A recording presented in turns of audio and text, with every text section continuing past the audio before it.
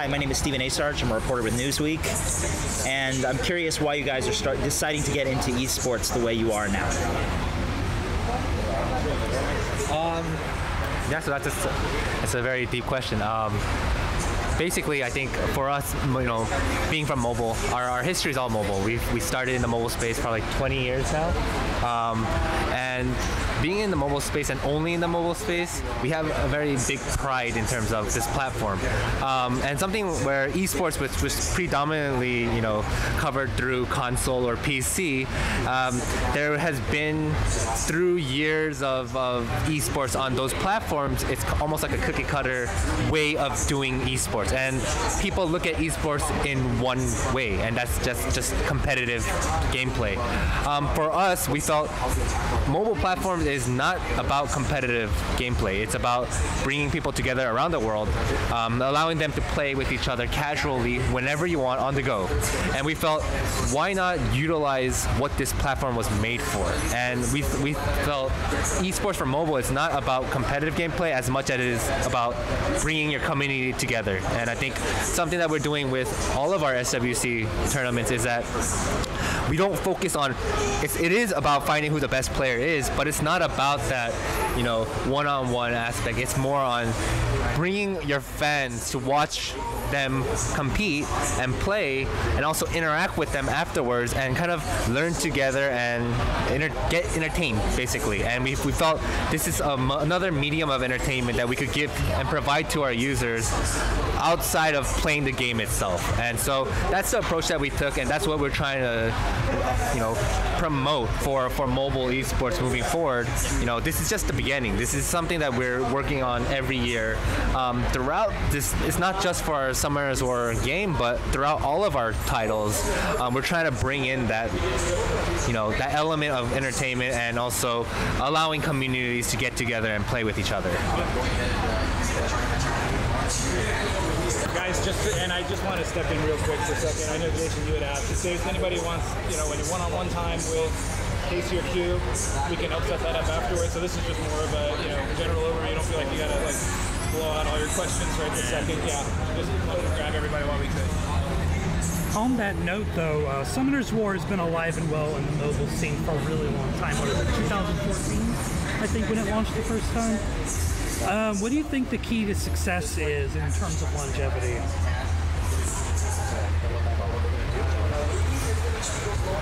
Well, yeah, it's been a long time since the title was launched. Yes, I think there was definitely a first mover advantage where the amount of content that we bring compared to our competition has always been bigger, because we've been running the game longer as a game as a service. So, and I think running the game as a service is nowadays it's very common practice. But back then, I think we were one of the pioneers in doing that, and I think that really we earn one user at a time, and I think that's where what made us be successful for a very long time. And so we have a lot of updates coming. We have a lot of expansions coming. We're diverting into different platforms, not only newer games, but also not only updates, newer games, and also we have animations, we have merchandise, we have a lot of interesting stuff to come. So to keep we really want the users to be immersed into this world, not this single game. I mean, just to add to that, I think it's really community as well. It's the players that keep the game going for such a long period. If you don't have players playing the game, then you don't have a game to service. So then I think it really is, if you look at the top titles that have been out for more than 3 years, it's always because they have such a strong community playing the game. And we were just lucky to be able to garner that kind of interest within this community that we have. And that's why we're doing events like this, is to kind of give back and also be able to communicate with our community in a deeper level, something that's not just looking at bug fixes or just what to balance in the game. It's really listening to what they they require in terms of how can they interact with our IP, how can they interact with this brand, and I think that's what makes it a lot bigger.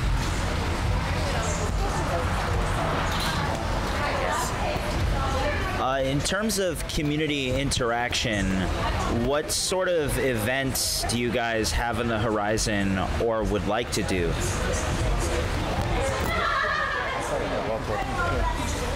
So aside from what we're doing with our SWC tournaments, we're actually in discussion with, how can we get to really the global market.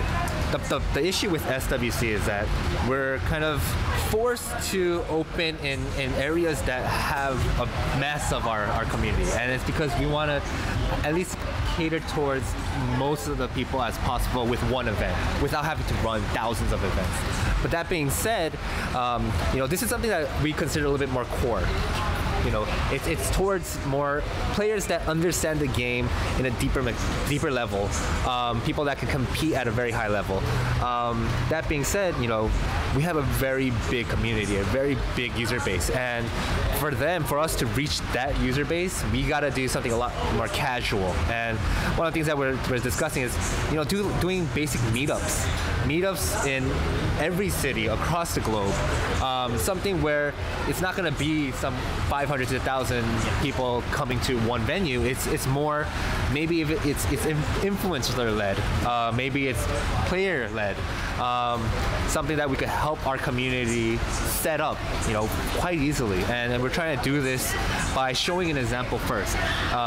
Once players can see us, run these type of events, maybe they'll follow shortly after, and we can kind of create some sort of, process where easily they could set up their own meetups, but also be able to have the support of the company, kind of in terms of maybe giving them rewards and prizes, or providing a venue or anything simple like that. Because it's not something that's so easy for just any user to just start on their own. So that's something, one of the things that we're kind of looking into right now and trying to build up for the future. I think maybe it's going to start with Summoner's War, but we're going to do this across all of our communities.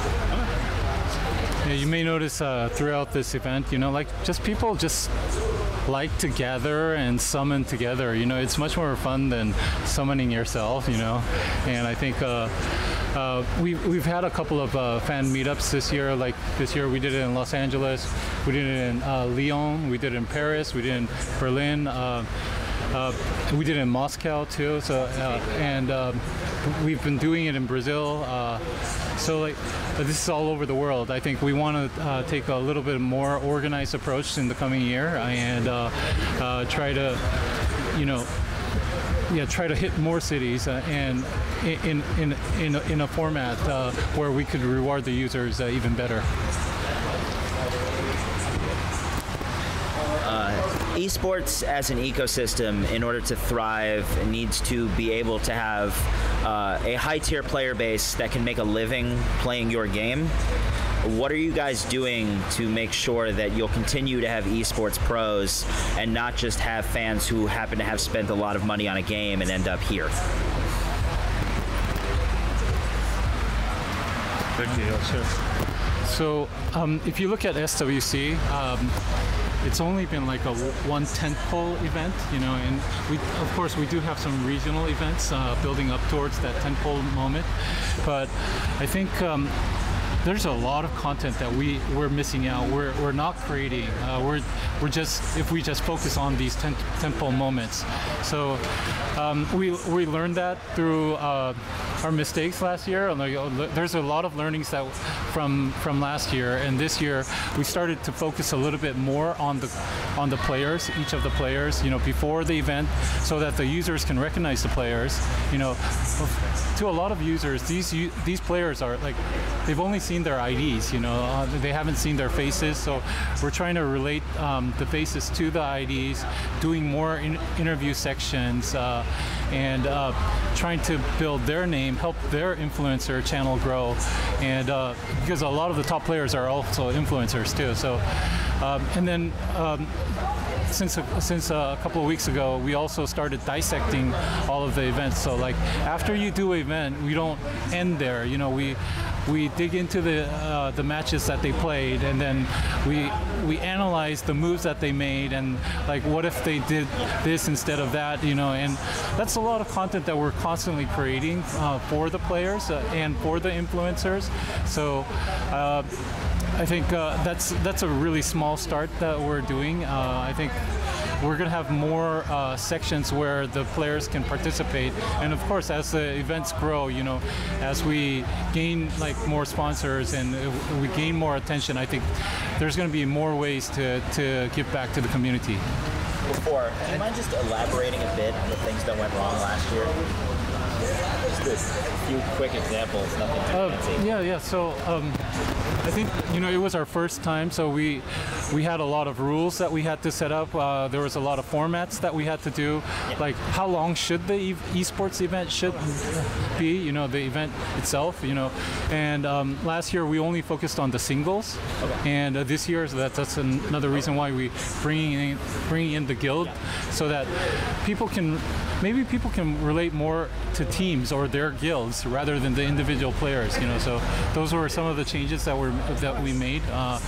And then on the guild battle, you know, where you're not supposed to, you can't choose the same character again, you know, those completely changed the strategy of the game, and that, you know, then the players can't just stick to the monsters that they were playing over and over, you know, so that makes them think, you know, and I think that's some of the things that make these type of battles so much more interesting. So, but yeah, we're changing with the formats, we're changing with the ways we're broadcasting. You know, last year we did it at a huge at the Microsoft Theater. This time we're trying to do it outdoors. You know, we're trying to do new stuff, you know, and I think after this year we're going to have a huge amount of learnings again, and then we'll huddle back up and then decide what to do next year. Yeah, then going back to your question about, you know, what are we going to do with, you know, pro players? How can we get pro players to play our game? I think, again, when I say it before, you know, PC console has defined what esports is and defined what a pro player is. Quite honestly, you have any of the top pro gaming teams start Summoners Roar right now, it will take them about a year or two just to catch up to mid-level players. So then I think that's the beauty of mobile, is that this is a completely new platform. We define our own esports. Esports is not, it's not going to be the same as what you see in PC and console. These are the players that eventually become our pro players, and we might do this as a profession. They start off as our top players, and that's something that we're trying to build up along and grow along with them.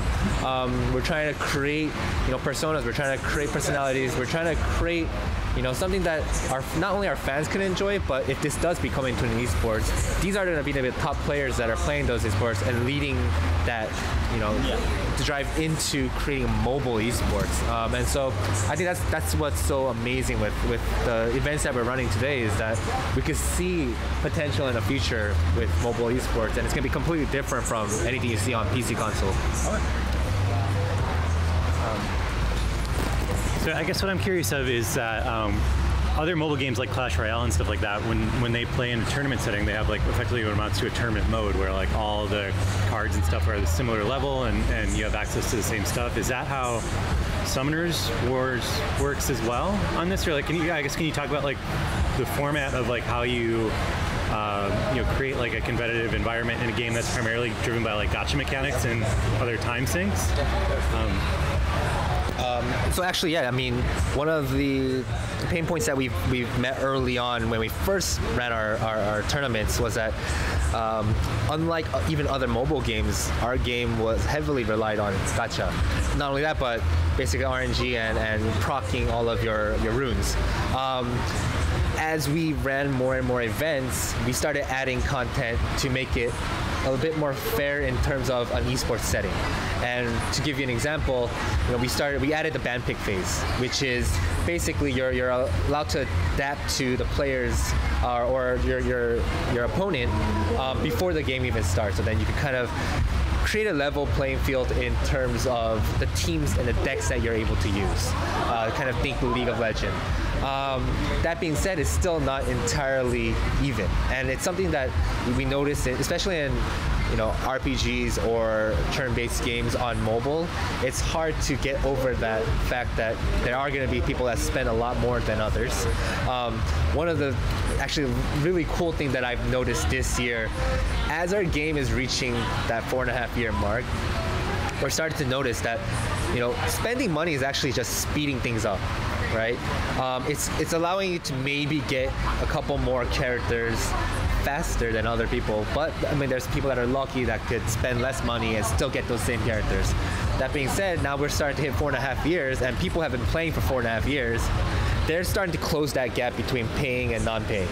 And so, right, even in this, the finals that we had right before this, to qualify for our America's Cup, we actually have a lot of upsets and a lot of people that didn't spend a lot of money, beating people that have spent a lot of money. And so we're going to see that a lot more every year coming. And I think that's the beauty of mobile, is it's always changing, and we're always maturing. That this market is always maturing. So then we're starting to see these things come into play. Yeah. I just realized I never introduced myself. I'm Jason from MMOHuts. Going back to content, you guys said of a lot of content coming down the pipeline. I'm still fairly new to Summoner's War, but I'm not new to mobile games. I've spent a lot of time playing mobile. And one of the biggest things I see are like collaborations, crossovers. Like the Alchemist Code just did one with Disgaea. I haven't really seen much of that in Summoner's War. I might have just missed it. How do you guys feel about collabs with other IPs? I think for us, right now we wanted to focus on Summoner's War. Summoner's War as a brand. I think one of the things that is missing in the mobile space is a brand that really goes farther than a mobile game. And you're starting to see that with like Angry Birds, Clash of Clans has kind of done that somewhat, but nobody at the level of anywhere from PC or console or even film. And so we wanted to be that player where we create Summoners War into more of a universe that players can interact with. And yes, in a marketing perspective and getting eyes, getting new users, it makes sense to do collaborations with other IPs. But we almost felt like it kind of takes away the focus from Summoners War as well at the same time. So we're not against collaborations, and we've done collaboration with our other games, but something like Summoners War, we've been focused on Summoners War and building out that brand before we really do collaborate with other IPs. Yeah. Have we thought about it? Yes, we've thought about it a lot. Have we been talking with other partners? Yes, a lot too. But as Casey mentioned, I think building our world first is priority, and there's a lot of rules that we have to make right now, even within our role. Just like imagine like building a Star Wars from scratch. I think that's basically what we're doing. We had a game, we're reverse engineering it to make the animation, and then we have to decide from like everything from like, do summoners have kids or not, or do they die or not, or how do they summon, all of that is happening right now. So we have a Bible in place about the world, and we had to have that in order to make everything consistent. But if we bring in a new world into this, like it could be like, then or it's not gonna be part of this world. It is the way we look at it. What were some aspects you guys decided to implement in the story and background of Summoner's War to make it unique and not like other mobile game titles in their worlds? I think I wouldn't say that we went into this saying, oh, we have to be different from every other game. It was, and the reason why we even first started building out this world was, it's what our users wanted. And so we kind of listened to our users in the beginning and figured out what is it that they needed. What is it that they wanted from an IP, because that's the only way it's going to grow in the first place. And so I think for us, a lot of it was, our game is based on these monsters that you collect, and people it started with people just imagining what type of personalities these monsters had. It was as simple as that, and it's kind of interesting because everybody has a different perspective and a different interpretation of what these monsters should act like.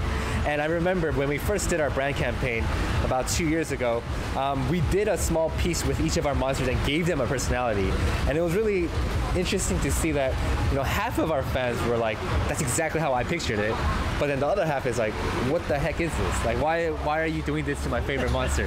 And so it really just started at that point, and it was like, I think we automatically became very different from other IPs in that, it was something that started with our Summoners War character and a Summoners War world that we've had in this game, and it kind of built out from there.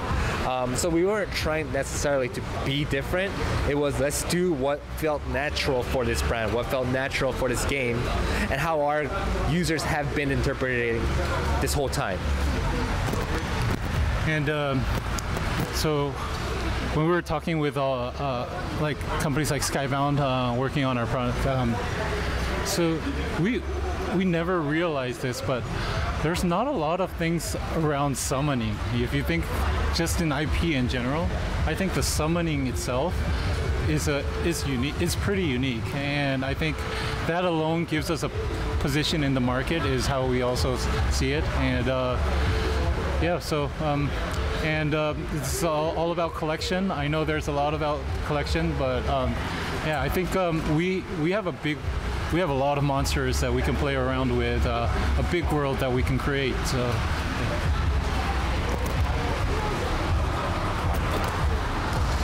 Whatever happened with the Skylanders stuff you guys were doing, like the Summoners War Skylanders version? Did anything ever come of that, or did it just kind of peter out? Or it was a game. So it's a game. It's in the works. We're doing some soft launches later this year. So I think we already announced. That game's. We already ran a closed beta test on it. The users are responding very well to it. I think it's going to look really good. So we're excited about that game.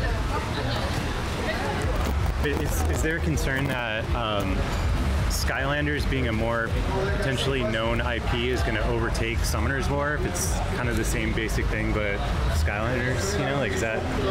Is anyone worried about that? It's not like that, but I think for Skylanders as a game, it's still very different from Summoners War. We utilize a lot of the same parts of the engine, but at the end of the day, it's a completely different game, and so I don't think that there's going to be too much overlap in between the two, and I don't think there's going to be a lot of cannibalization either. So I think some Summoners War fans are never going to move out of Summoners War, and Skylander fans, they're going to give a new game a chance, and I think that's really the beauty of having this type of game. Yeah. I think we learned a lot from the mechanics from Summoners War, and I think if we try to put it with Western IP, I think there's a lot of things that we could successfully do.